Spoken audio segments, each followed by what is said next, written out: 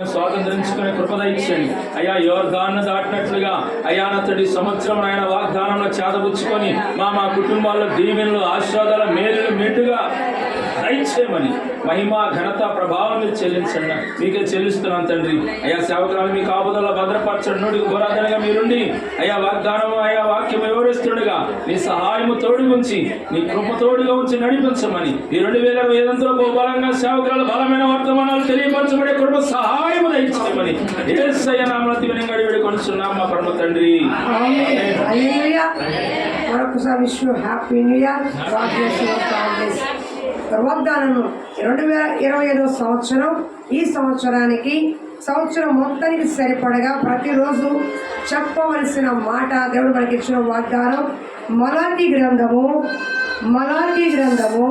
3వ అధ్యాయము 12వ వచనం. మలాకీ గ్రంథము 3వ అధ్యాయము 12వ వచనం. ఆనందకరమైన దేశములో మీరు నివసించరు కనుక అన్యజనులందరూ మిమ్మల్ని ధన్యులందరని సైన్యంలో కలిసి యెహోవా సెలవిస్తున్నాడు. ఈ సంవత్సరం వాగ్దానము ఆనందకరమైన దేశంలో మీరు నివసిస్తారు. ఆనందకరమైన కుటుంబాల్లో మీరు నివసిస్తారు. సంతోషభరితమైన సమాధానభరితమైన సమృద్ధి అయిన కుటుంబాలుగా దేవుడు ఆశ్రయించబోతున్నాడు. ఆశ్రయించాడు. ఇదిగో ఈ ఆనందకరమైన దేశం అంటే ఏంటి? దేశం అంటే మట్టి కాదు, దేశం అంటే మనుషులు మనమే. ఇది వాగ్దానం, ఈ సంవత్సరం వాగ్దానం. ఇప్పుడు చూడండి, బాగుందా? హల్లెలూయా. కనుక పచ్చగా ఉందండి. అంటే మీరు కూడా గడ్డిలాగా పచ్చగా ఉంటారు. హల్లెలూయా. సమృద్ధిగా పచ్చగా మీరు కూడా ఉండాలి. ఆనందకరమైన దేశంలో మీరు నివసిస్తారు. అంటే ఆనందకరమైన కుటుంబాల్లో దేవుడు మిమ్మల్ని నివసించబడతారు. ఈ సంవత్సరం దాంతో పాటు 4 ఆశీర్వాదాలు. 1 సమృద్ధిని ఇస్తాడు. ఏమిస్తాడు? మరి ఆమె చెప్పరే. 2 మీ సంతతికి ఆశీర్వాదం, సంతతికి మీ పిల్లలకి. 3 సహకారిగా ఉండబోతున్నాడు. 4 సంతోషముగా మిమ్మల్ని చేయబోతున్నాడు. ఈ 4 ఆశీర్వాదాలు ఎక్కడున్నాయంటే ఆనందకరమైన మీ కుటుంబాల్లో దేవుడు కలగ చేయబోతున్నాడు. ఇది లైట్ షేడ్లో లైట్గా ఉంది. బాగుంది. చాలా గ్రీన్గా బాగుంది.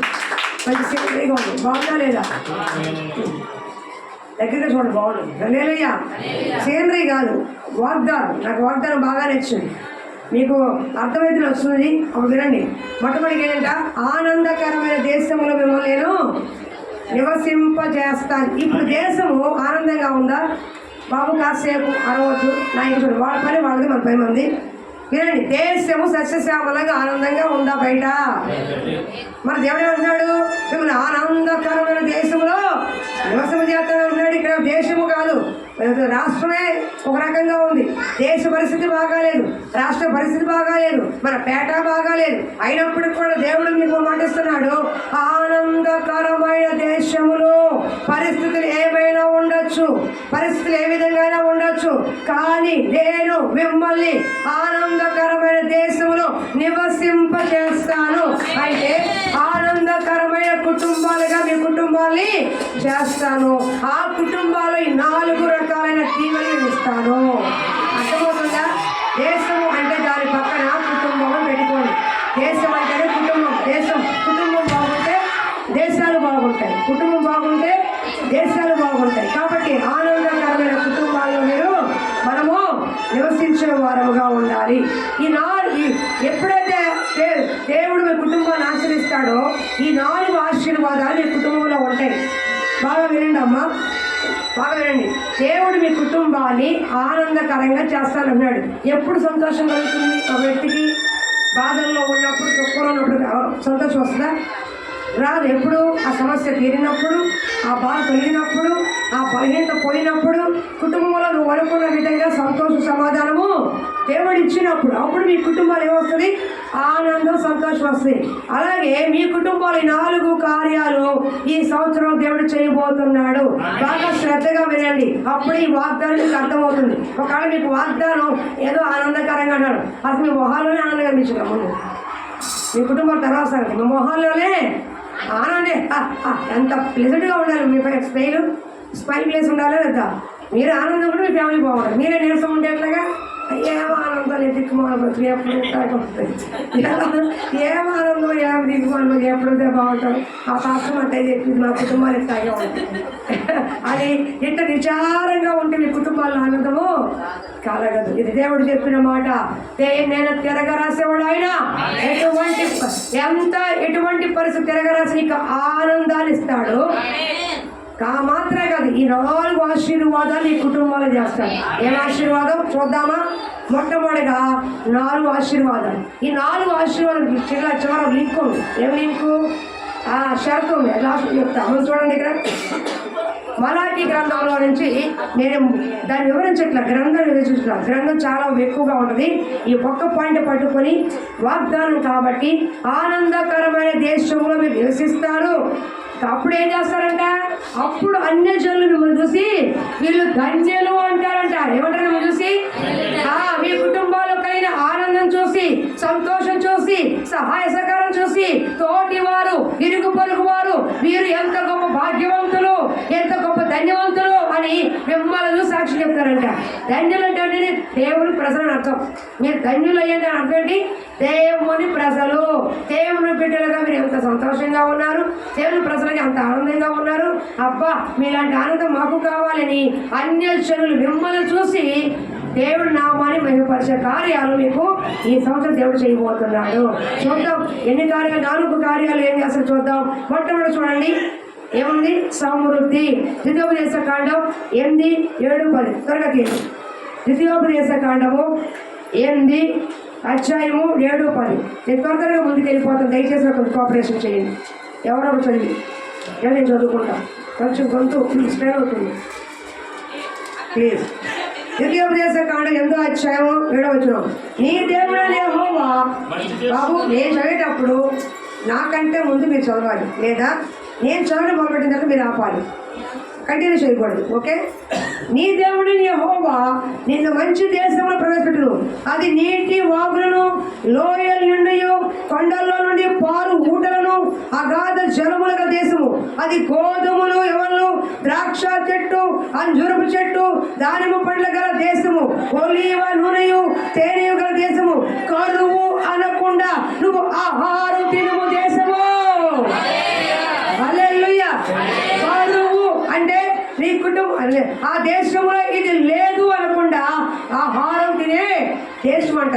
ఇది దేవుడు కానాను దేశం గురించి చెప్తున్నాడు. ఇజ్రాయెల్ ప్రజలు వెళ్ళే దేశం గురించి ఎలా ఉంటుందో, ఏ విధంగా ఉంటుందో మోషే వివరిస్తున్నాడు. అది ఎలా ఉంటుందంట? పాలు తేలు ప్రవహిస్తానే కాదు, సమృద్ధి గల దేశము, ఏ లోటు లేని దేశము, పాడి పంటలతో సస్యశ్యామలుగా ఉన్న దేశము. అర్థమవుతుందా? అసలు దేశానికి వెన్నుముక్క రైతు అండి. దేశానికి వెన్నుముక్క ఎవరు? నిజం చెప్పాలంటే రైతు, జవాను, కాపలా కాసే ఆయన, అన్నం పెట్టే ఈయన. నిజంగా చెప్పాలంటే లోకంలో అంటే దేశంలో వెన్నుముక్క అంటే లేదు. ఇంకా చెప్పాలంటే రైతు మంచి, రైతు బాగుంటే అన్నీ బాగుంటాయి. రైతు పండించకపోతే ఉన్నవాడు తింటాడు తప్ప మనం తెలియలేము. అవునా కదా? ఈరోజు 3 పూట్ల ఆహారం లోపలికి వెళ్తుందంటే ఆ వెనక ఎంతో రైతు చెమట ఉంది, వెనక ఆ కష్టం ఉంది కాబట్టి భోజనం చేస్తాం. అయితే దేవుడు అంటున్నాడు అది ఏమాత్రం కూడా కరువు అంటే ఈ దేశంలో ఇది కరువు ఉంది, కరువు ఉంది, నా కుటుంబంలో ఈ కరువు ఉంది, నా కుటుంబంలో ఈ లోటు ఉంది, నా కుటుంబంలో ఈ ఆహారం లేకుండా ఉంది అని లేకుండా సమృద్ధి గల దేశముగా, సమృద్ధి గల కుటుంబముగా ఈ 2025 ఈ 1వ తారీఖు మొదలుకొని డిసెంబర్ 31 వరకు ఈ కుటుంబంలో సమృద్ధి గల ఆహారము, సమృద్ధి గల పానీయము, కరువు అన్న మాట లేకుండా పానీయము, ఆహారంతో శ్రేష్టమైన పదంతో దేవుడు నిన్ను తృప్తిపరుస్తాడు. హల్లెలూయా, హల్లెలూయా. మామూలు ఫుడ్ కాదండి మీకు తెలియదు. ఏం ఫుడ్ తింటారు మీరు? అయ్యా మామూలు ఒకటి సామాను ఒక 10 నిమిషాలు పర్వాలేదు, వాడు ఎంజాయ్ చేసుకోవాలి. లోకము ఎంత ఉన్నాను మంది అదే ఎప్పుడేమో ఆపడానికి లేదు. ఎవరి భాష అవది, ఎవరి బాధ అవది. సరే మన పక్క వెళ్ళిపోతుంది గోల్లో. మీకు విషయం చేస్తే నాకు ఏం వినిపించట్లేదు, నా గోల్ నాకు వినిపించలేదు అంటే నా మాట తప్ప. ఎందుకని నాకు ఏకాగ్రత ఉంది. మీరేం చేస్తున్నారు? వాడు ఏ బోర ఊతున్నాడు, ఏ పని కూతున్నాడు, ఇది చూస్తున్నాడు మీరు కాదు. ఇక్కడ బోర చూడండి, కాడ బోర దేవుడు ఊతున్నాడు మీ వాక్యం కోసం. చూడ ఈ బోర చూస్తేనే మీకు ఆహారం వస్తుంది, ఆ బోర చూస్తే కాదు. అర్థమవుతుందా? నేను ఒక మాట చెప్తా, ఈ సంవత్సరం ఒకవేళ కరువుతో ఉన్నావేమో, ఈ సంవత్సరం ఒకవేళ బాధతో ఉన్నావేమో, ఒకవేళ అక్షరాల ఆహారమే లేకుండా కొంచెం కొంచెంగా తీసుకుంటూ, కొంచెం కొంచెంగా కొనుక్కుంటూ, కొంచెం కొంచెంగా ఒక పూట తిని ఒక పూట తెలియని పరిస్థితి ఒకటి నేను ఉందా, ఇక్కడ ఎవరికైనా ఉందా నా దేవుడు. అని దేవుడు చెప్తున్నాడు, ఈ 2025 నీ కుటుంబంలో కరువు అన్న మాట లేకుండా, కరువు అన్న మాట లేకుండా, కొరత అన్న మాట లేకుండా, కొదువ అన్న మాట లేకుండా, నా కుటుంబంలో ఇది లేదు అన్న మాట లేకుండా సమృద్ధి నేను నీకు అనుగ్రహిస్తాను, సమృద్ధి నేను అనుగ్రహిస్తాను. హల్లెలూయా. అంత గొప్ప మాటలు ఎవరని చెప్పేది? నీకు అన్నీ వస్తాయని మనిషి కూడా ఏం చేయలేడు, కానీ దేవుడు ఏదైనా చేయడు. కరువులో ఒక్కరోజు కరువులోనే ఆకాశ వాక్యలు విడిచి తిప్పి పట్టజలిస్తారని చూపించాడు. అర్థమవుతుందా? సోమరోజు కరువు అంతా ఒక్క రోజులోనే పోయింది. కాబట్టి దేవుడికి అసాధ్యం అంటూ ఏమీ లేదు. నేను చెప్తున్నాను, అక్షరాల ఆహారమే కాదు. ఒక నిజంగా చాలా మంది నేను చూస్తూ ఉంటాను, కొంచెం కొంచెంగా ఉంటూ కొంచెం కొంచెం తీసుకుంటూ రేపు ఏంటి ఎల్లుండి ఏంటి పరిస్థితి అని ఆహారం పొదువుగా ఉన్న కుటుంబాలు ఇక్కడ చాలా ఉన్నాయి. ఎక్కడంటే సంఘంలో కాదు, బయట కూడా చాలా ఉన్నాయి, నేను చూస్తున్నాను. ఆ పూట 1/2 కేజీ, ఆ పూట 1/2 కేజీ, ఆ పూట 1/2 కేజీ తీసుకెళ్ళి వండుకున్న మీ కుటుంబాల్లో ఇక మీట బస్తాలు బస్తాలుగా సమృద్ధిని దేవుడు అనుగ్రహిస్తున్నాడు. అది ఫస్ట్ మీకు ఏమిస్తున్నాడు?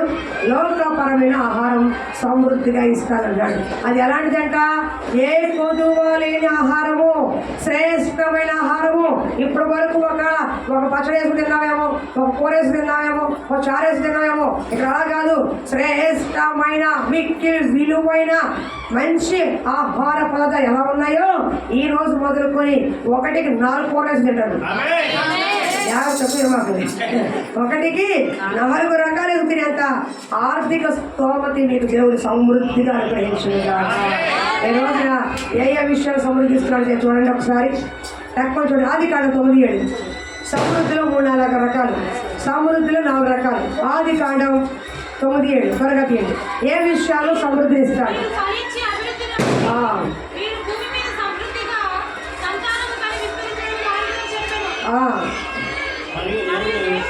హల్లెలూయా. 9:7 9:7 మీరు ఫలించి అభివృద్ధి, మీరు భూమి సమృద్ధిగా సంతానము కానీ విస్తరించుడే. నేను ఒక మాట చెప్తున్నా, సమృద్ధిలో 4 సమృద్ధులు అంటే 1 ఆహారము, పానీయము, సమృద్ధి. ఈ లోకంలో ఏం కావాలి? కూడు గుడ్డ అంటారు, అవునా? తర్వాత ఇల్లు వాటి తర్వాత ఫస్ట్ ఏమంటారు? కూడు గుడ్డ. మన భాష చెప్పాలంటే అంటే కడుపు తినడానికి ఆహారము, కట్టుకోవడానికి అవసరం కావాలి. మెయిన్ అది కదా. అది నీకు సమృద్ధి చేస్తాడు దేవుడు. అర్థమవుతుంది. ఒకవేళ ఆ కూడు గుడ్డ ఏదైనా కొదువులో 2024 ఉన్నామేమో, ఈ 2020 మొదలుకొని సమృద్ధిలోకి దేవుడు ఇస్తానన్నాడు. రెండో సమృద్ధి ఏంటి? ఈ సంతానం విస్తరిస్తుందంట. ఏ సంతానం? నీకు కలిగిన సంతానము సమృద్ధిగా విస్తరిస్తుందంట. అయ్యో నా సంతానికి ఏమి కూర్చుకోలేదే, నా సంతానికి నేనేమి ఏంటి ఆస్తి కూర్చలేకపోయానే, నా పిల్లలకి నేనేమి మంచి భవిష్యత్తు ఇవ్వలేకపోయానే, నా పిల్లలకి ఏమి సమకూర్చమంటే నేనేం తిరుగుబడి అవసరం లేదు. దేవుడే నీ సంతానం విస్తరింపజేస్తాడు. ఎలాగా? సమృద్ధిగా. ఎలా ఇస్తాడంటే ఫలించి అభివృద్ధి పొంది సమృద్ధిగా నీ సంతానాన్ని ఏ భూమి మీద విస్తరింపజేస్తాడంట. అంటే నీ పిల్లల పిల్లల పిల్లల పిల్లలు ఈ భూమి మీద విస్తరిస్తారు. అంటే నీ వంశావళి విస్తరిస్తుంది. నీతో అంతైపోదు, నాతో అంతైపోతుందేమో, నేను లేకపోయిన వంశావళి ఏమో, నీ సంతానం నిశ్చయముగా ఈ భూమి మీద విస్తరించే తీరుతుంది. నీ వంశావళి విస్తరిస్తుంది. అది ఎలా ఉంటుందంట? ఆ సంతానం ఫలిస్తుంది, అభివృద్ధి పొందుకుంటుంది. చాలా మంది తల్లిదండ్రులు ఆశించేది పిల్లలు బాగుండాలి, పిల్లల భవిష్యత్తు బాగుండాలి. ఏం తిన్నా తినకపోయినా నేను ఎట్లా ఉన్నా నా బిడ్డలు బాగుండాలని కోరుకునే అమ్మా నాన్న. కాబట్టి ఏమో నీ పిల్లల గురించి చెప్తున్నాడు. నీ పిల్లల గురించి బాధపడాల్సిన అవసరం లేదు. నీ పిల్లలను కూడా నేను అభివృద్ధి చేసి సమృద్ధినిచ్చి నీ పిల్లల్ని విస్తరింపజేస్తాను, నీ వంశావళిని విస్తరింపజేస్తాను. ఇజ్రాయేల్ ప్రజలు అడగదొరకబడుతున్నప్పుడల్లా కూడా వారు విస్తరించారంట. శ్రమపడుతున్నప్పుడల్లా, బాధపడుతున్నప్పుడల్లా, ఫరోని అణిచేసినప్పుడల్లా కూడా వాళ్ళ సైన్యము పిల్లలు విస్తరించారే కానీ ఎక్కడ కుంగిపోలేదు. ఎందుకంటే దేవుడు ఎన్నికలో ఉన్నవారు. దేవుడు వాళ్ళతో నిబంధన చేశాడు. దేవుడు వాళ్ళతో ప్రమాణం చేశాడు, నీ సంతానం నేను ఆశీర్వదిస్తానని. ఈరోజు అదే మాట నీకు చెప్తున్నాడు దేవుడు. నా పిల్లలకు ఒకవేళ ఏం కూర్చుకోలేకపోయాను, ఏం ఇవ్వలేకపోయాను, నీ బాధ కలిగి ఉంటే నువ్వు ఇచ్చినా ఇవ్వకపోయినా నీ దేవుడైన యెహోవా నీ బిడ్డలని విస్తరింపజేస్తాడు. ఈ లోకములో ఆత్మీయంగాను, ఆర్థికంగాను, ఉద్యోగపరంగా, వ్యాపార పరంగా ఏదైనా మంచి పొజిషన్లో ఉంచి నీ బిడ్డలు విస్తరింపజేస్తాడు. కానీ నీ బిడ్డలు ఎక్కడ కూడా అన్యాయము చేయడు. బైబిల్లో మాట్లాడుతుంది, రవి అంటాడు, నీతిమంతుల సంతానము భిక్ష పెట్టినట్టు నేను ఎప్పుడు చూడను. ఇగో చిన్నవాడి మొదలుకొని ఉన్నాను, ఇప్పుడు పెద్దవాడి అంటే ముసలివాడిని అయ్యాను. ఈ ఒక ఉదాహరణకు 50 ఏళ్ళ వయసు చూశాను నేను, నాకు 70 ఏళ్ళు అనుకోండి. ఈ 70 ఏళ్ళ వయసులో దేవుణ్ణి నమ్ముకున్న బిడ్డలు ఎవరు కూడా భిక్ష పెట్టుకున్నట్టు నేను చూచి ఉండలేదు. ఎవరంట? బిడ్డలు కాదు, వారి సంతానం. నువ్వు దేవుణ్ణి నమ్ముకున్నావే, నీ బిడ్డలకు సంతానం ఉంది. ఒకవేళ నువ్వు ఆస్తి ఇవ్వలేకపోయావే, నీ పిల్లలకి కూర్చోలేకపోయావే, లేకపోతే కూడా వెళ్ళిపోతాను పైకి. నేను నువ్వు ఎలా పొందుతున్నాడు, ఎలా ఉన్నాడు, బాధపడుతున్నావే. దేవుడు అంటున్నాడు, నువ్వు ఇచ్చినా ఇవ్వకపోయినా నీ సంతానాన్ని నేను నేలమట్టం చేయను, పైకి ఎదిగి ఫలింపజేస్తాను. అర్థమవుతుందా? అలాంటి సమృద్ధి నీ సంతానానికి ఇస్తాడు. నువ్వు తల్లి గారు ఇవ్వలేకపోవచ్చు, తండ్రి గారు ఇవ్వలేకపోవచ్చు, కానీ దేవుడు నీ సంతానాన్ని నిశ్చయముగా విస్తరింపజేస్తాడు. ఎలాగా? ఆర్థికంగా, ఆత్మీయంగా, ఉద్యోగపరంగా ఏ రూపాయలు సరే నీ బిడ్డల్ని, సంతానాన్ని ఒక స్థాయిలో దేవుడు ఉంచుతాడు. ఎప్పుడు? ఈ సంవత్సరం మొదలుకొని. ఎందుకు తెలుసా? సమృద్ధి ఇచ్చే దేవుడు. కూడా చూడండి, కీర్తన 36:8. నేను సమృద్ధిలోనే 4 చెప్తున్నాము. 4 కారణాలు నేను చెప్పాలి, ఒక పాయింట్లో ఉన్నాను, ఒక త్వరగా ముందుకెళ్ళాలి. 36:8, కీర్తన 36:8. హల్లెలూయా.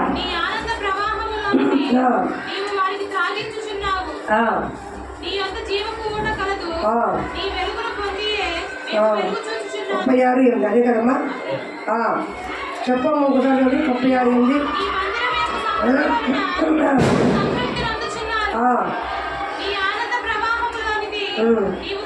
హల్లెలూయా.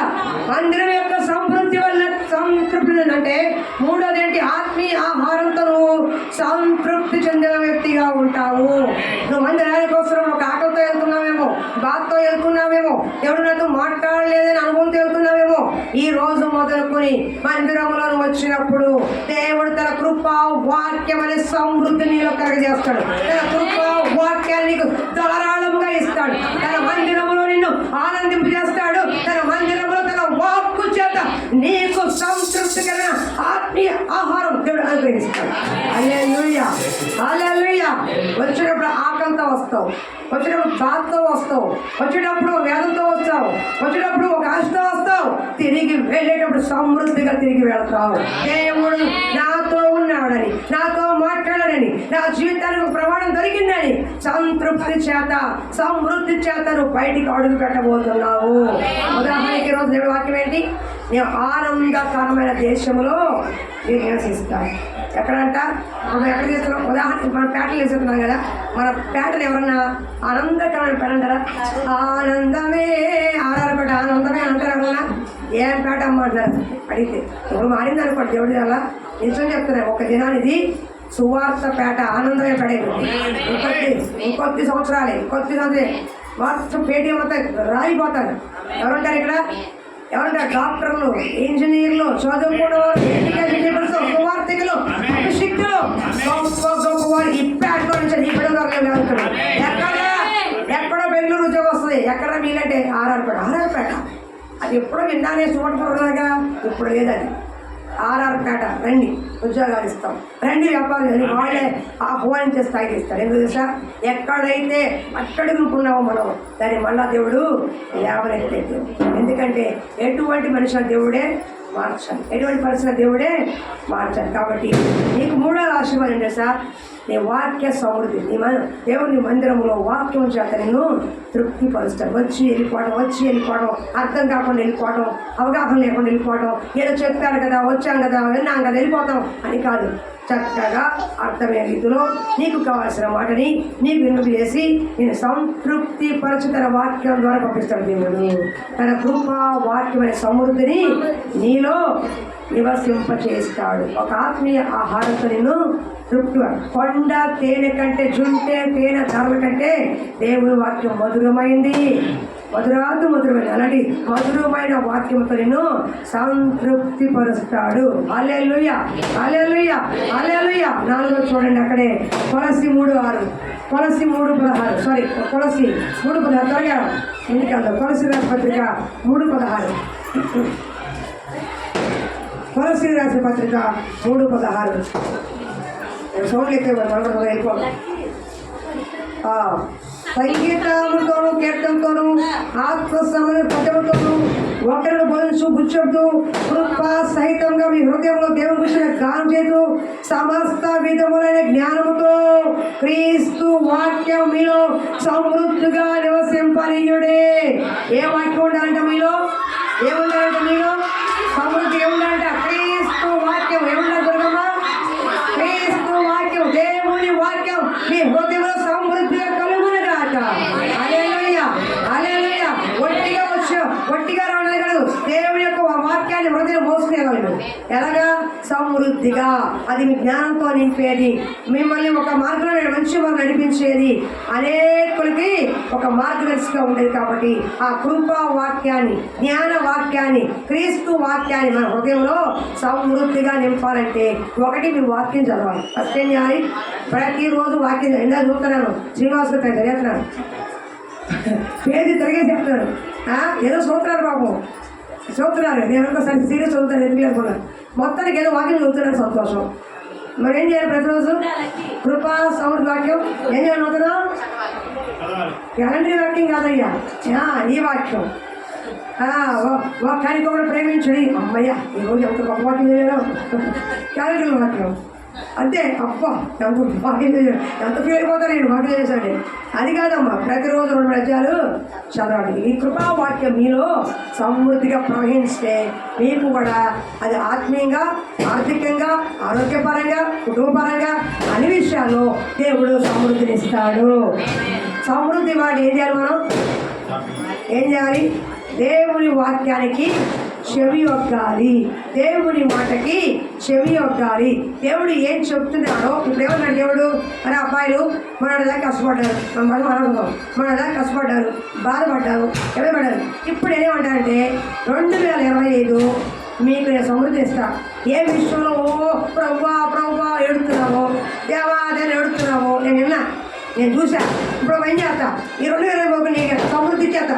కానీ నువ్వు పని చేయి. ఒకటి, నా వాక్యం విను, నా వాక్యం విని పాటించు. రెండోది, నా తట్టు తిరుగు. ఏంటా? నా తట్టు తిరుగు.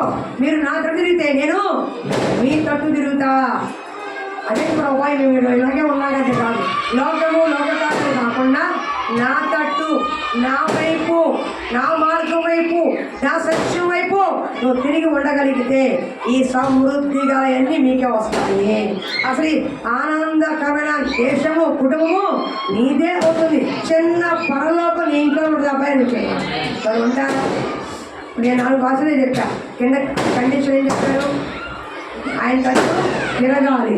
రెండోది, కృపా వాక్యం మీలో సమృద్ధిగా ఉండాలంటే వాక్యం చదవాలి, వాక్యం వినాలి, వాక్యానికి లోబడాలి. మనం చదువుతాం, వింటాం, ఇల్లే.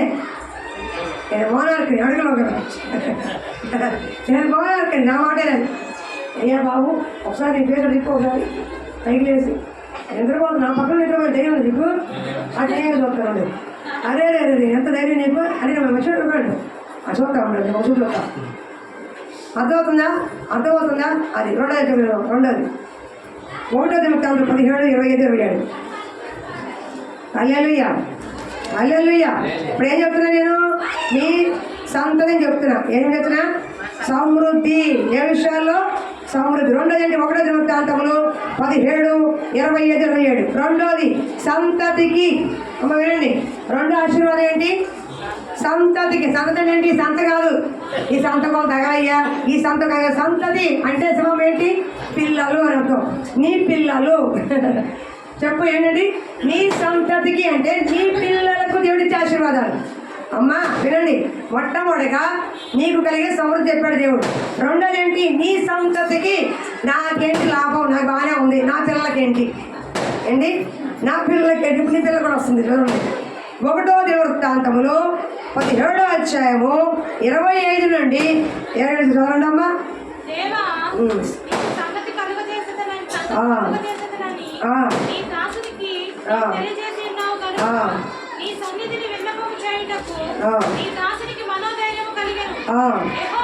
యెహోవా నువ్వు దేవుడే ఉన్నావు, నీ దాసునికి ఈ చెప్పావు కనుక ఇప్పుడు నీ దాసు సంతతికి నిత్యము నీ సన్నిధిని ఉన్నట్లు దాన్ని ఆశీర్వదించుము. హల్లెలూయా. బా, నీ సంతతి మంచి ఆశీర్వదించే దేవుడు. బాగా వినండి, ఇది దావీదు చేస్తున్న ప్రార్థన. ఏమో వినండి, దావీదుకి దేవుడు మాట చేయమని.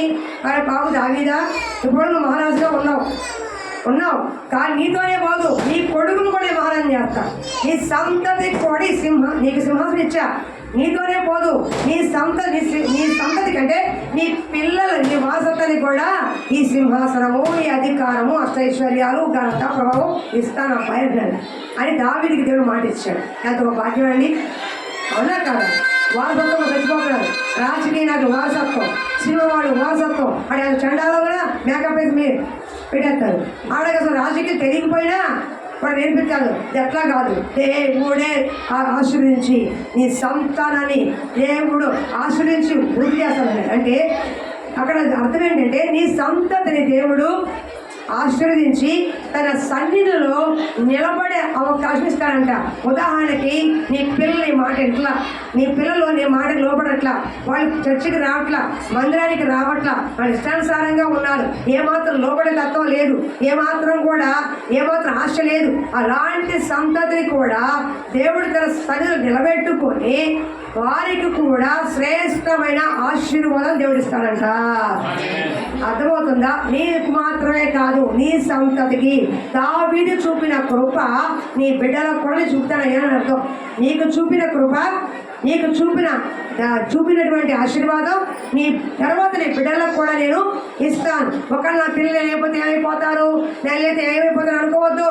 నేను సదాకాలం వాళ్ళతో కూడా తోడుగా ఉంటాను. ఏమి ఇస్తానంటే నీ సంతతి నిత్యము నా సన్నిధిలో ఉండే భాగ్యం ఇస్తాను.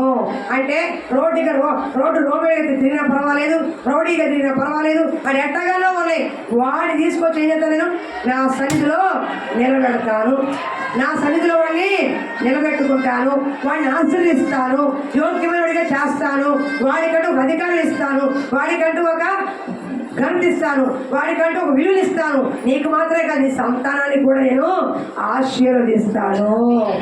ఒక మాట చెప్పండి, నీకు మాత్రమే కదా ఆశీర్వాదం, నీ పిల్లలకి నీ పిల్లలు ఒలీవ మొక్క వలె నీ చుట్టూ ఉండుగాక. పచ్చని ఒలీవ మొక్క వలె నీ పిల్లలు, నీ సంతతి ఆ విధంగా వర్తిల్లుతారని చెప్పేది. కాబట్టి నా సంతతి ఎట్లా ఉంటుంది, నా పిల్లలు ఎట్లా ఉంటారు అని నువ్వు దిగుపడాల్సిన అవసరం లేదు. నీ సంతతికి ఇస్తున్న ఆజ్ఞ. ఒకవేళ సంతానమే లేని వాడికి, సంతు లేని దానికి కుమారుల సంతోషంగా కలిగిగా నేను చేస్తాను. ఒకవేళ నాకు ఎవరి సంతానం లేదు, సంతానం ఉన్నవాడికి సంతానం అవుతుంది, మరి నాకేంటంటే నిత్యముగా నీ గర్భవాసాన్ని సంతతిని పుట్టించి ఆ గర్భవాసాన్ని పిల్లలు నేను ఆశీర్వదిస్తాను. నీ గర్భవాసన పిల్లలు నేను ఇచ్చి ఆ సంతతి నేను చూడండి ఆ మాట ఒకసారి. ద్వితీయోపదేశకాండం 1:39. సారీ, అది కాదమ్మా, ఆదికాండం 15:5-6 నంబర్. ఆదికాండం 15:5-6. మరియు ఆయన వెలుపలికి అతనిని తీసుకువచ్చి, నీవు ఆకాశము వైపు తేరి చూచి నక్షత్రములను లెక్కించుటకు నీ చేతులైతే లెక్కించమని చెప్పి నీ సంతానం అలాగునని చెప్పెను. అతడు యెహోవాను నమ్మెను. ఆయన అది అతనికి నీతిగా హల్లెలూయా. సంతానమే లేని అబ్రహాముకి దేవుడు నమ్మాడంట. దేవుడిని అబ్రహాం నమ్మాడంటారు. అబ్రహామా నీ సంతానం ఎత్తాను అంటే చూసుకోపో అన్నాడు. ఆ సంతానం లేదు అబ్రహాంకి. ఏమంటాడు కదా, సంతానం తేడాను ఆకాశ నక్షత్రం చూడు, ఆ సంఖ్య లెక్క పెడతావా, అంత సంఖ్యను ఇస్తానయ్యా నీకు, నీ గర్భవాసన గుర్తించి ఆ గర్భవాసన లెక్క లేని పిల్లలు నేను ఇస్తానని చెప్తే అబ్రహాము నమ్మాడు. అది నీతిగా ఎంచబడి, అంటే గర్భమే అవకాశమే లేని చోట, గర్భఫలమే రాని చోట దేవుడు ఒక్క మాట చెప్పాడు, ఏమని, నేను నీకు ఇస్తాను. ఎలాగా? నీకు సంతానం కాదు, నీ సంతానం ఇచ్చి నీ సంతానం విస్తరింపజేసి అసలు లెక్కకు మించిన సంతానం నేను చేస్తానాడు. గర్భవాసన ఒక పిల్లడు లేడు, కానీ దేవుడు ఇచ్చిన ఆ వాగ్దానం పట్టుకున్నాడు. ఒకరోజు రానే వచ్చింది, ఒకే ఒక కొడుకు ఇస్సాకుని ఇచ్చాడు. ఇస్సాకు యాకోబుని కన్నాడు, యాకోబు 10 మంది కన్నాడు. ఆ 10 మంది 70 మంది అయిపోయి 70 లక్షల మంది అయిపోయారు. అదే ఆకాశ నక్షత్రాలుగా విస్తరింపు ఒక్క గర్భవాసాలు. అర్థమవుతుందా? దేవుడి యందు నమ్మకం వచ్చు. నాకు ఇది కొదువుగా ఉంది, నాకు ఇది లేదు. ఒకవేళ సంతానం ఉన్నవారికి ఆశించాడు, సంతానం లేని నీకు కూడా సంతానాన్ని ఇచ్చి ఇదే ఆశీర్వాదం బిడ్డలు కూడా ఇస్తాడు. అలాగే సంతానం లేని దాన్ని, అంటే పిల్లలు లేని దాన్ని కుమారుల తల్లిగా నేను చేస్తాను. హల్లెలూయా, హల్లెలూయా. ఎలా ఉండబోతుంది సంతానం? న్యాయాధిపతులు 2:10, న్యాయాధిపతులు 2:10. ఈ మాటలు గుర్తుపెట్టుకోవాలండి. ప్రభువా, ఈ సంవత్సరం నా బిడ్డలు ఇలా ఉంటారని చెప్పావు కదా, ఈ విధంగా చేస్తానని చెప్పాను. మీరు ఏం చేయాలి? ప్రార్థనలో జ్ఞాపకం చేసుకోవాలి. ఏ వీరమ్మ గారు ఏం చేయాలి? న్యాయాధిపతులు 2:10 త్వరగా తీయటమ్మా, ఇంకా మన మొదలై మన దగ్గర. ఆ తరము వారందరూ తమ పితరుల యొద్దకు చేర్చబడిరి. వారి తరువాత యెహోవానైనను ఆయన ఇశ్రాయేలీయుల కొరకు చేసిన కార్యములైనను ఎరుగని తరము. హల్లెలూయా. చాలా ముందుకు వెళ్ళిపోతాను. ఇంకా ఇక్కడ నీ పిల్లల్ని సంతానం ఆశ్రయిస్తాను, నీ సంతానికి ఏ కొనుగోలు లేకుండా చేస్తాను. నీకు మాత్రమే కాదు, నీకు ఇచ్చిన ఘనత ప్రభావం అష్టాైశ్వర్యాలు కూడా నీ పిల్లలకి ఇస్తాను. అంటే వారసత్వంగా నేను చేస్తానయ్యా. కానీ నీ పిల్లలకు ఏం చేయాలి? నా గురించి చెప్పాలి. అంటే యెహోవాని ఎరగని తరము నీ ఇంట్లో ఉండకూడదు. మీరు దేవుడిని అంతకుముందు ఎలా నమ్ముకున్నారో మనకు తెలియదు, కానీ ఇప్పుడు దేవుడిని నమ్ముకున్నారు. ఇప్పుడు నీ ఇంట్లో నీ బిడ్డలకి తెలిసి ఉండాలి ఎవరు దేవుడు అంటే ఎవరో తెలిసి ఉండాలి. దేవుడిని నమ్ముకున్న తర్వాత నీ బిడ్డలకి యేసు ప్రభు ఎవరో తెలియాలి. బాల్య దినమందే నీ సృష్టికర్తని జ్ఞాపకం చేసుకో. మీకు తెలిస్తే సరిపోదు, మీ ఇంట్లో ఉన్న మీ పిల్లలకు తెలియాలి. యెహోవాని ఎరగని తరము తయారు చేయబాకండి. చాలా డేంజరస్. అర్థమవుతుందా? మేమేదో భక్తి చేస్తాం, చిన్న పిల్లలు అండి, అది భక్తి అప్పుడే ఎందుకు ఎంత అంటారు చాలామంది మాట. ఇంకెప్పుడు చేస్తారు? చిన్నపిల్లలు బూతులు మాట్లాడచ్చా? చిన్నపిల్లలు బూతులు మాట్లాడచ్చా? చిన్నపిల్లలు కొట్టేయచ్చా? చిన్నపిల్లలు డబ్బులు వాడేసుకోవచ్చా? చిన్నపిల్లలు నానా రౌస్ చేయొచ్చా? కానీ దేవుళ్ళు పనిచేయాలి చిన్నపిల్లల భక్తికి. తప్పు కదా? ఎవరేం మాట్లాడుతున్నారు? అమ్మ నాన్న కాదు, మంచి నేర్పించండి అంటే ఆయనకి అప్పుడే భక్తి ఎందుకు, చర్చ ఎందుకు, ఆడుకొని టీవీ చూసుకొని అంటున్నారు. ఆడు ఎక్కడ పాడవుతున్నాడు?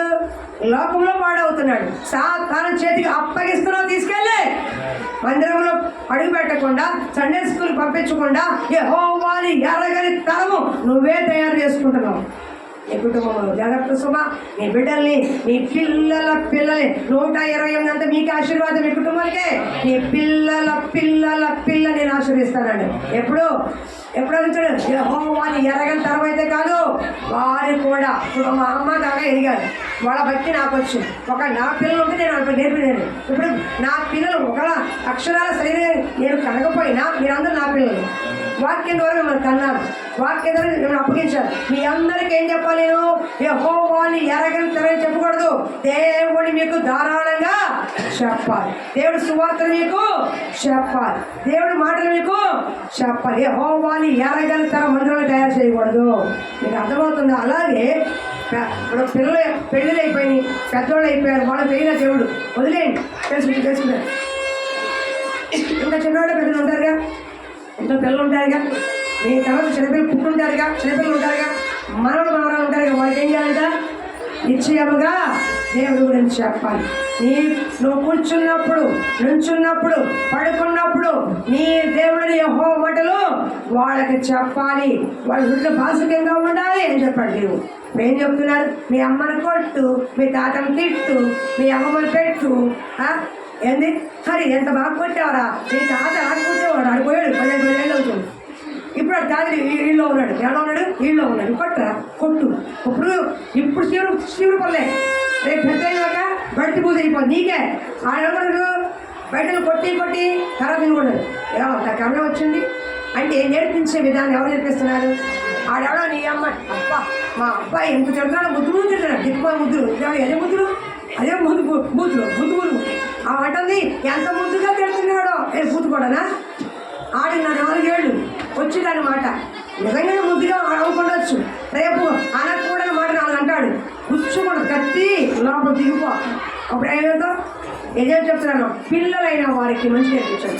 యెహోవాని ఎరగని తలని పిల్లలు ఉన్నాడు. మంచో చెడు నువ్వు వచ్చావు దేవుడికి ఏం చేయాలి? భాగ్యలక్ష్మి పిల్లలకి ఏం చేయాలమ్మా? దేవుడు మందిరం సండే స్కూల్కి పంపించు, మందిరానికి తీసుకురా. ఇది మంచి మార్గం నేర్పించే స్థలం. ఒకళ్ళు నువ్వు చెప్పలేని విషయాలు దేవుడు వాళ్ళకి చెప్పిస్తాడు. అర్థమవుతుంది. నీ కుటుంబం, నీ పిల్లలు బాగుంటారు. నీ పిల్లల ఆశీర్వాదాలు చూస్తావు. కాబట్టి నీ పిల్లల నీ సంతటి నేను ఆశ్రయిస్తాను. ఎలాగా? పచ్చని ఒలివ మొక్క, నీ పళ్ళ చుట్టూ పచ్చని ఒలివ మొక్క వలె నీ పిల్లలు ఉండాలి. వాళ్ళు కావాలి వదిలేసి ఏం కావాలి వదిలేసి. అర్థమవుతుందా? ఎలా ఉంటారంట?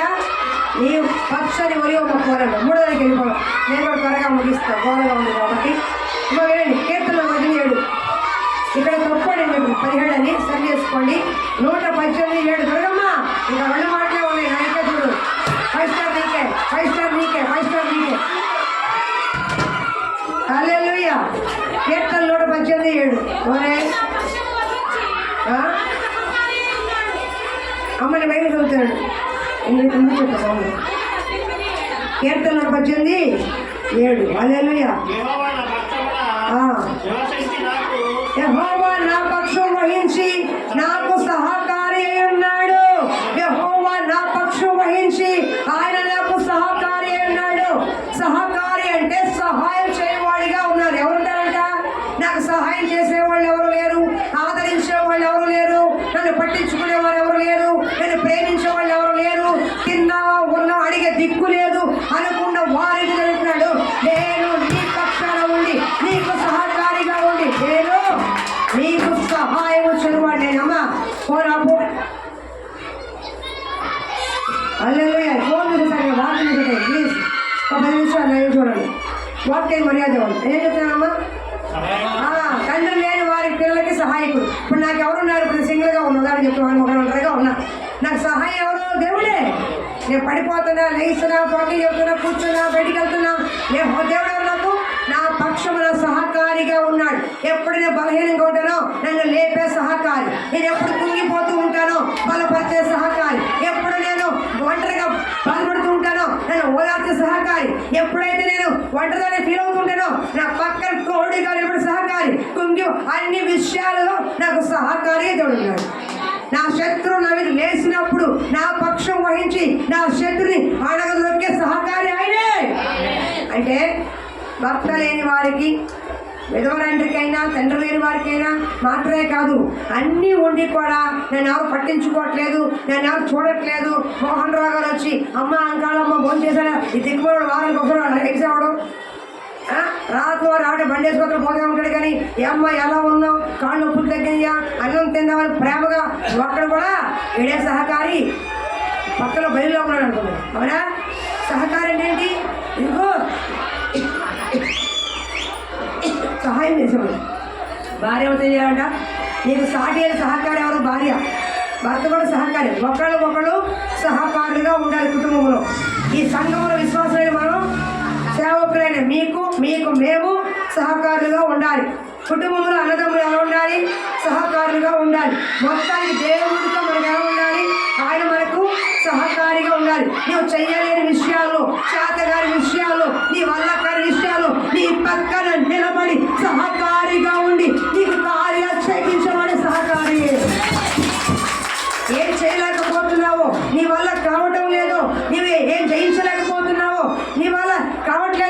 సాటి నీ పక్షాన్ని నిలబడే సహకారిగా నీతో ఉంటాడంట. అర్థమవుతుందా?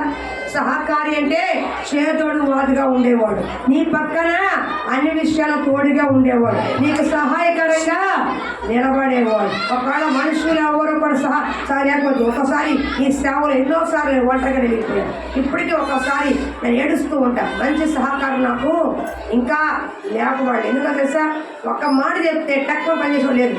సహకారం అంటే ఏంటి? ఎప్పుడు వ్యక్తిగతంగా చెప్పాల, సంఘానికి చెప్పా, సంఘ పరిస్థితి చెప్పా, కానీ తక్కువ చేసేవాళ్ళు లేకపోతే ఎంత బాధ చేసి ఎంత ప్రేమ. ఇంతమంది వాక్యం చెప్తున్నా కానీ ఒక్కడు కూడా ఉపయోగపడేవాళ్ళు లేరా? దేవుడికి సహకారం లేరా? దేవుడు ప్రేమించేవాళ్ళు లేరా? ఇదేనా వాక్యం చెప్తుంటే ఇలాగే ఉంటుందా అని ఎన్నోసార్లు నేను దుఃఖపడే రోజులు ఉన్నాయి. ఒక సాటి అయిన సహకారిని సంఘాన్ని దయచేసి ఏడ్చాను, కానీ తర్వాత అనిపించింది నాకు దేవుడే నాకు సహకారిగా ఉన్నప్పుడు తర్వాత చూసుకుండాలి, కొంచెం చూసుకుండాలి అనిపించింది. ఇప్పుడు ఏమనుకుంటున్నా? దేవుడే నాకు సహకారిగా ఉన్నాడు, మనుషులు ఎవరు లేరు, ఎవరు చేస్తున్నాడు, సహకారం నిలబడుతున్నాడు, నా పక్షాన ఉన్నాడు, నా శత్రువును అణగొక్కుతున్నాడు, ఈరోజు అణగొక్కుతున్నాడు, నాకు కావాలి ప్రతి కూడా సహాయం చేస్తూ వచ్చాడు. నా దేవుడు నీకు దేవుడే, నీకు సహకారిగా ఉంటాడు. ఒకవేళ నాకు ఎవరు లేరండి, నాకు తోడు లేదండి, నేను ఎవరు పట్టించుకోవట్లేదండి, నాకు అమ్మానాలు లేరండి, భర్త లేదని అనుకోవద్దు. నీకు సాటి అయిన సహకారి దేవుడే. మనుషులందరికంటే కూడా నా దేవుడు గొప్పడు. అంతకన్నా సహకారి ఎవరు కావాలి నీకు? మనుషులు కొంతవరకే సహాయము, కానీ సదా కాలం నీకు తోడుగా ఉండే దేవుడు నీకున్నాడు. అవునా? నీకు సహకారి ఎవరు? దేవుడు. తండ్రి లేని వారికి సహకారి ఆయన, భర్త లేని వారికి సహకారి ఆయన, అందరూ ఉండి కూడా ఒంటరిగా ఉన్న నీకు సహకారి ఆయన, ఈ పరిచయకు సహకారి ఆయనే, నీ శత్రువుల ఇచ్చకు అప్పగించని సహకారి ఆయనే, ఎప్పుడు ఏమి ఎలా చెయ్యాలో నీతో ఉండి నడిపించే సహకారి ఆయనే. హల్లెలూయా, హల్లెలూయా, హల్లెలూయా. మార్కు 16 చూడండి, 16:20 ఇంకోటి ముగించేస్తాను. మార్కు 16:20 త్వరగా చూడండి. మార్కు 16:20 వారు బయలుదేరి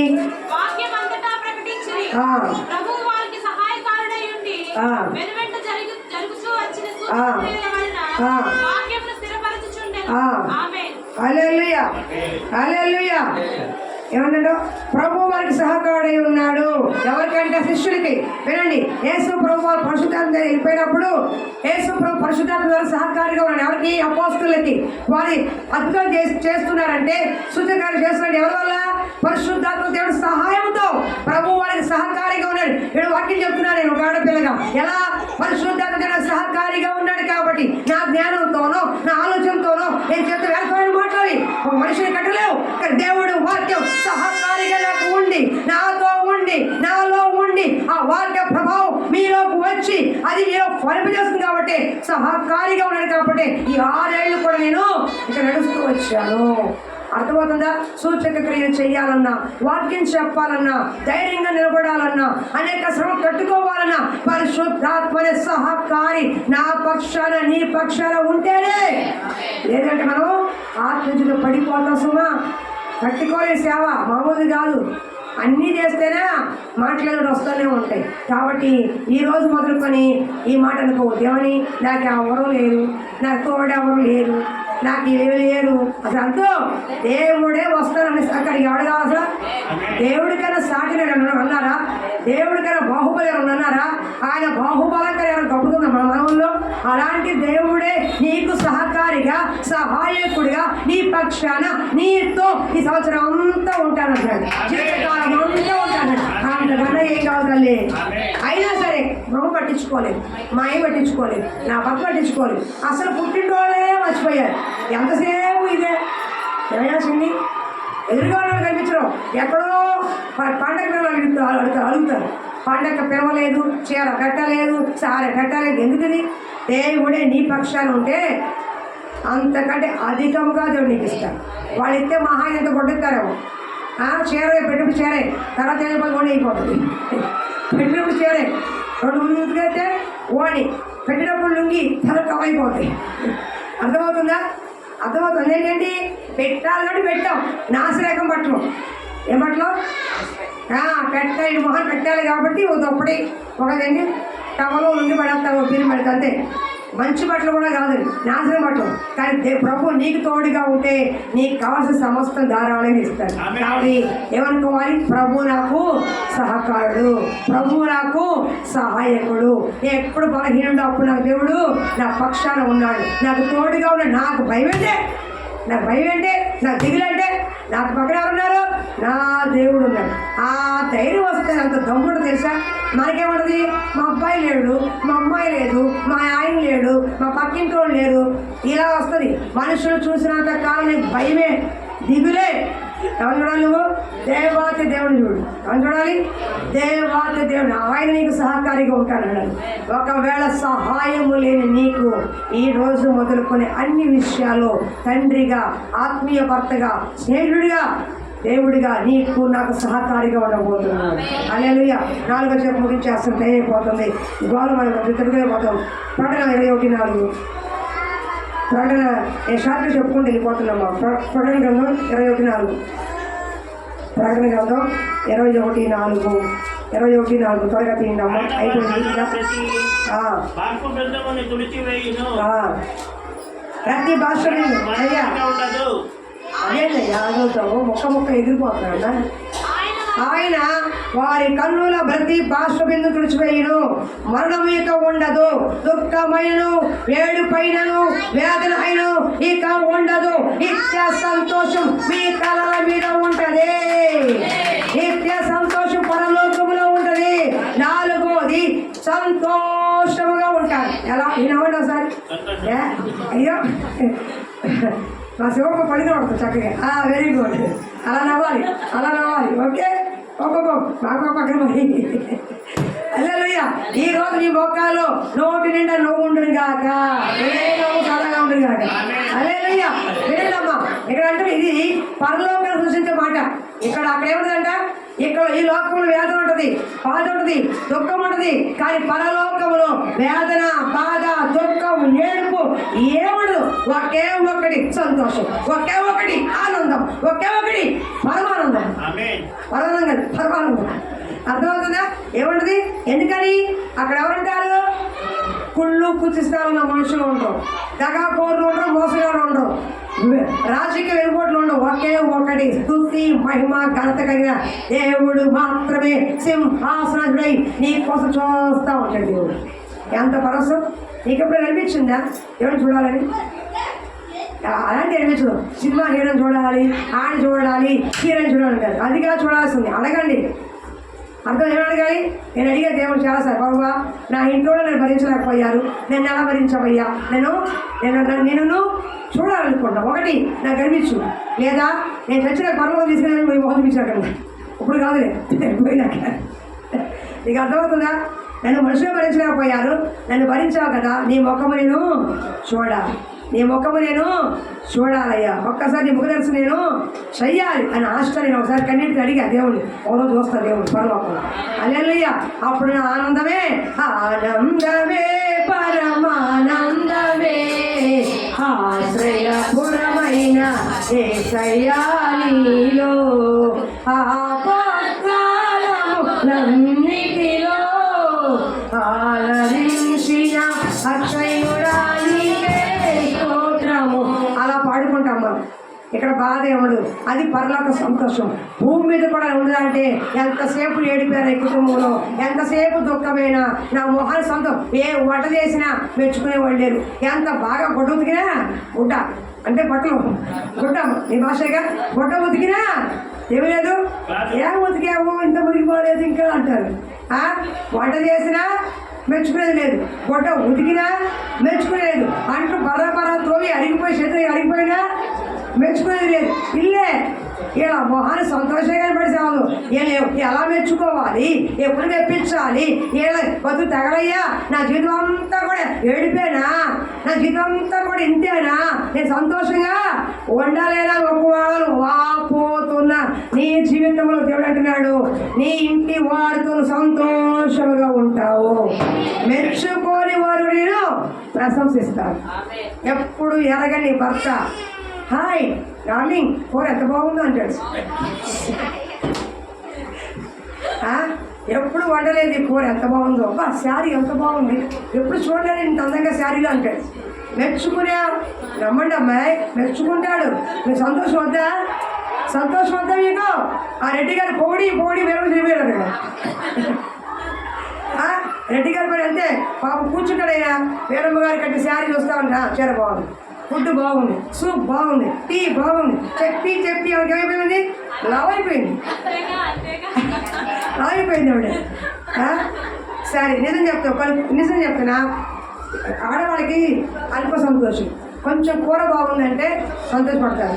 నువ్వు కట్టుకున్న శారీ బాగుందంటే అనకూడదు. మగరాయిలు ఉంటారే ఎంత మూర్ఖులో చెప్పరు అసలు చెప్పరు. ఎక్కడ స్మెల్ వస్తుందా? ఎక్కడ ఇది వస్తుంది? అవునే కాదు.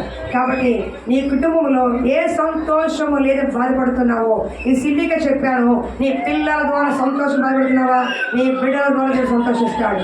ఒకవేళ నీ కుటుంబంలో భర్త ద్వారా సంతోషం లేదా సంతోషం కలుగుతుంది. అప్పులు, ఇరుకులు, ఇబ్బందులు వచ్చి నోటి నిండా నడ మానేసావా? ఈ రోజు నీ కుటుంబంలో సంతోషం కలుగుతుంది. ఏ సంతోషం లేదు, ఏ ఆనందం లేదని వాపోతున్నావు, దుఃఖపడుతున్నావు, నిత్య సంతోషం ఈ రోజు మొదటి తరాల మీద ఉండదు గాక. ఈ నోటి నిండా నవ్వు దేవుడు కలగజేయును గాక. ఇహమందు మాత్రమే కాదు, పరమందు కూడా నిత్య సంతోషములను పాలు పొందు గాక. ఏం చేయాలి? ఈ 4 కార్యాలు జరగాలంటే మలాకి గ్రంథము 3 కార్యాలను చేయాలి. ముగించేస్తున్నాం. 2 నిమిషాలు కట్టే కొట్టే తెచ్చే.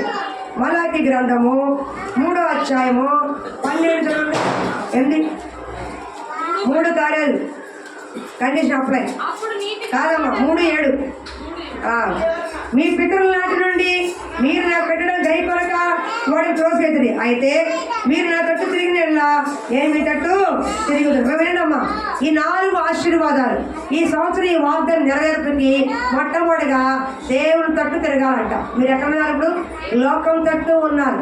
దేని తట్టు ఉన్నారో అది మానేసి దేవుని తట్టు తిరగండి. పరిపూర్ణంగా పూర్ణ మనసుతో పూర్ణ హృదయంతో దేవుని వెతకండి. లోకము లోక కార్యాలు పెట్టుకోకుండా, లోక ఆశ పెట్టుకోకుండా, లోక వ్యవహారాలు పెట్టుకోకుండా నీ పూర్ణ మనసు పూర్ణ ఆత్మ ఎలా ఉండాలి? జన్మకు మీకట అందులో ఉన్నావు. దేవునితో తిరగాలి. చూడండి అక్కడ 2 నేను ఏ విషయం దొంగిలించాము? ఇది భాగం. అక్కడ దశమ రాసి ఉంది. 2 దేవుడికి ఇచ్చే భాగము అర్పణలు ఎగ్గొట్టకూడదంట. మీరు ఏమన్నాడు? ఎగ్గొట్టేవారిని మీరు దొంగలు అన్నాడు దేవుడు. ఏమన్నాడా? మీరు దొంగలు అన్నాడు. ఎగ్గొట్టేవారు ఏమన్నాడు? మీరు దొంగలు, నా సొమ్ము దొంగిలిస్తున్నారు అన్నాడు. సరే, దేవుడి సొమ్ము దొంగిలించకుండా దేవుడి సొమ్ము దేవుడికి ఇచ్చాడు. 3వది చూడండి. 3వది కింద చూడండి ఒకసారి. అమ్మ తినండి. ఈ 2 మీరు చేస్తే దేవుడు పరుగులు చేశాడు. మీ పంట తినివే పురుగులు నేను గద్దించదును, మీ భూ పంట నాశనం చేయవు, మీ ద్రాక్ష చెట్లు అకాల ఫలం రాచవు. అప్పుడు ఆనందకరమైన దేశం నివసిస్తారు కనుక అన్య జనులందరూ ధన్యులందరూ అని సైన్యంలో అది యెహోవా సెలవిచ్చుచున్నాడు. ఇది ఈరోజు ఈ సంవత్సరం దేవుడు మీకు ఇచ్చిన వాక్యం. క్లుప్తంగా వాడు చెప్తున్నాను. ఆనందకరమైన కుటుంబంలో 4 ఆశీర్వాదాలు పెట్టి, 1 సమృద్ధి, 2 మీ సంతతికి, 3 కాదు సంతతికి 3 చూడండి అప్పుడే మర్చిపోతాం మనం కూడా. సహకారిగా 4వది సంతోషముగా. 4 సారే సమృద్ధి, సంతతి, సహకారి, సంతోషం. ఈ 4 కార్యాలు ఈ 2025 ఇక్కడ కూడి ఉన్న మీకు, వింటున్న వారికి సదాకాలం దేవుడు ఈ వాగ్దానం నీకు నాకు అనుగ్రహించి ఆనందకరమైన దేశములు, ఆనందకరమైన కుటుంబములు, ఆనందకరమైన సంఘములో మనల్ని దేవుడి కృపా వాక్యం చేత సమృద్ధించునుగాక. కుటుంబాలు దేవుడు బహుగా దీవించి ఆశ్రయించునుగాక. ఈ వాగ్దానం నెరవేర్పు మీకు మీ పిల్లలకు సదాకాలం ఉంచునుగాక. ఏం చేయాలి? ఆయన తట్టు మీరు తిరగాలి. లోకము లోక కార్యాలు ఆచార వ్యవహారాలు కాదు, పూర్ణ మనసుతో దేవుని వైపు తిరగండి. ఆయన భాగం ఆయనకి ఇచ్చేయండి. 3వది దేవుడు వాక్యాన్ని మీరు ప్రతిరోజు ధ్యానించండి, చదవండి. ఈ 3 కార్యాలు మీరు చేస్తే ఈ 4 కార్యాలు దేవుడు మీకు చేస్తాడు. ఈ కొద్ది మాటలు దేవుడు దీవించునుగాక. ఈ వాగ్దానం కోసం ప్రార్థన చేసుకున్న కళ్ళు మూసుకోండి. ఆ దేవుడు కృపవాక్యానికి అప్పగించుకుందాం.